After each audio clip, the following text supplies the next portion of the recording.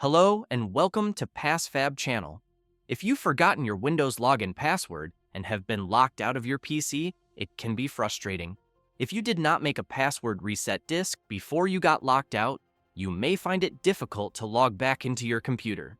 In this video, I'm going to show you how to reset your forgotten password and log into your Windows computer without using a password reset disk and without losing any data. This method is the use of a professional Windows unlock tool, PassFab 4Win Key. This is a professional tool which makes the process very easy and straightforward.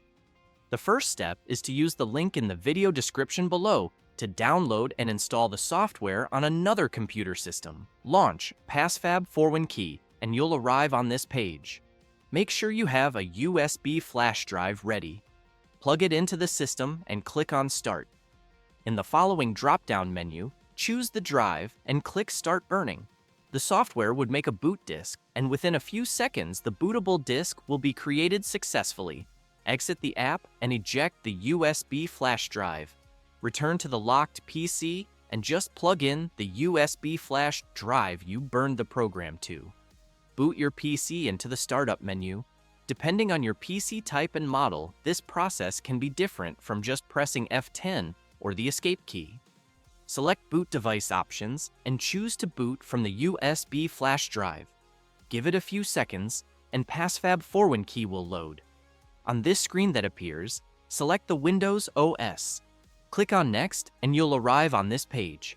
I want to reset the account password on the administrator account.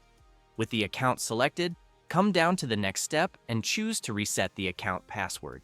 Click on Next and you can enter a new password. Confirm it and then click on Reset. The process will be completed and you can then reboot the PC. When you arrive on the lock screen, you can then enter the new password and you will be successfully logged into your account. And that's it. If you found this tutorial helpful, please give it a like and don't forget to subscribe to the channel for more tech tips. Thanks for watching and see you in the next video.